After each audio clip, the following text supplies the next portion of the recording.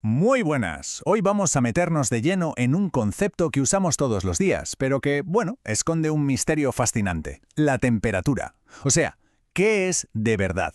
¿Y por qué nos fiamos de lo que nos dice un termómetro? Venga, vamos a descubrirlo. A ver, para empezar, pensemos en algo que nos ha pasado a todos, seguro. Estás en una habitación y tocas una silla de metal, y luego una de madera. La de metal se siente helada, ¿verdad? Mucho más fría. Pero si las dos llevan horas en la misma habitación, deberían estar a la misma temperatura. Entonces, ¿qué está pasando aquí? Esta pequeña paradoja es la clave de todo. Pues la cosa es que nuestro tacto nos engaña. Y mucho. No es un termómetro. Para nada. Lo que de verdad siente nuestra mano es la velocidad a la que le roban el calor. El metal es un conductor genial, así que nos quita calor a toda pastilla, y por eso lo sentimos frío. La madera, sin embargo, es un aislante, así que lo hace mucho más despacio. La clave, y esto es súper importante, es que la temperatura no es una sensación, es una propiedad física, objetiva de las cosas. Claro, para dejar de lado estas sensaciones que nos confunden, la ciencia necesitaba algo que no mintiera, una herramienta objetiva. Y bueno, ahí es donde entra en juego nuestro amigo el termómetro. Y su funcionamiento es, en el fondo, bastante sencillo pero muy ingenioso. Dentro de un termómetro clásico hay un líquido, como mercurio o alcohol, que tiene una propiedad muy útil. Se expande cuando hace calor y se contrae cuando hace frío. Y lo hace siempre de la misma manera, de forma predecible. Así que, si calibramos esa expansión, ¡zas!, ya tenemos un número que nos dice la temperatura. Vale, perfecto. Pero esto nos lleva a otra pregunta, una más fundamental. ¿Por qué? ¿Por qué la expansión de un líquido en un tubito de cristal nos puede decir de verdad la temperatura del aire? O, no sé, de un café. ¿Qué ley universal está detrás de todo esto para que funcione? Pues el secreto, la verdadera magia, no está en el aparato en sí, está en un principio que ocurre cada vez que dos cosas se tocan. Todo se reduce a una palabra: equilibrio.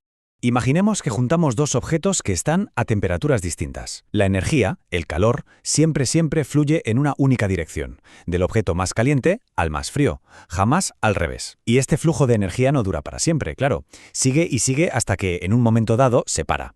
Y justo ese momento en el que todo se detiene tiene un nombre: equilibrio térmico. Es como si llegaran a un acuerdo, a un estado de paz donde ya no se intercambian energía.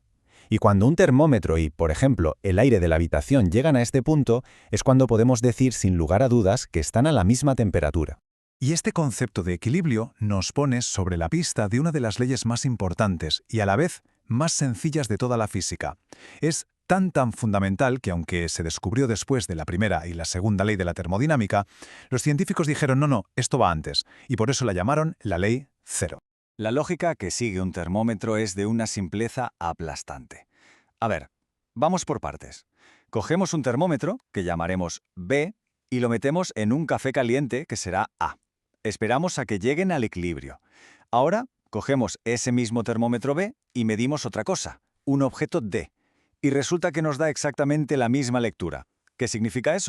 Pues significa justo esto. Esta es la ley cero de la termodinámica en acción. El termómetro, el objeto B, es nuestro intermediario. Si el café A está en equilibrio con el termómetro B y otro objeto D también está en equilibrio con el mismo termómetro, entonces por narices A y D tienen que estar en equilibrio entre sí.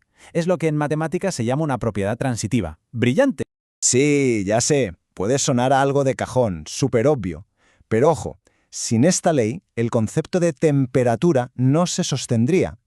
Es la garantía universal de que un termómetro funciona igual aquí, en la China o en Marte.